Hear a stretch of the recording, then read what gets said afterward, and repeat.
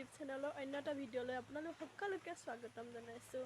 এতিয়া বাজিছে ৰাতিপুৱা 7টা আৰু মই যাবলৈ ওলাই আছোঁ মন্দিৰলৈ, মানে মহাদেৱৰ মন্দিৰলৈ। আজি হৈছে শাওনৰ প্ৰথমটো সোমবাৰ, সেইবাবে ভাবিলোঁ চাকি এগছ দি আহোঁ, সকলোৰে মংগলৰ বাবে আহিছোঁ আৰু দেখুৱাই থাকিম। ভিডিঅ'টো আপোনালোকে চাই থাকিব।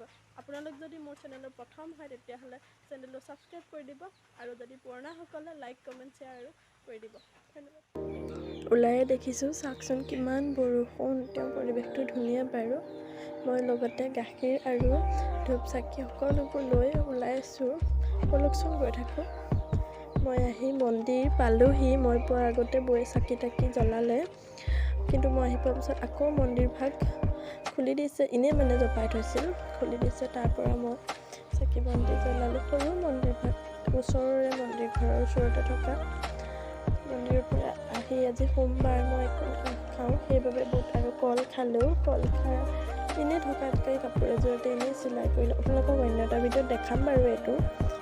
তাৰপিছতে ভতিজাজনী আহিলে, চাওকচোন তাইৰ কাণ্ডবোৰ কি যে কৰি আছে, ফোন টিপিছে, পাউডাৰ আৰু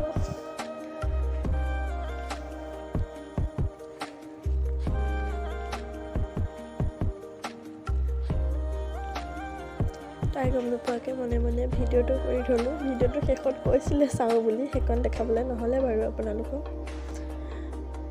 চাওকচোন ভৰিটো সানিছে পাউডাৰ।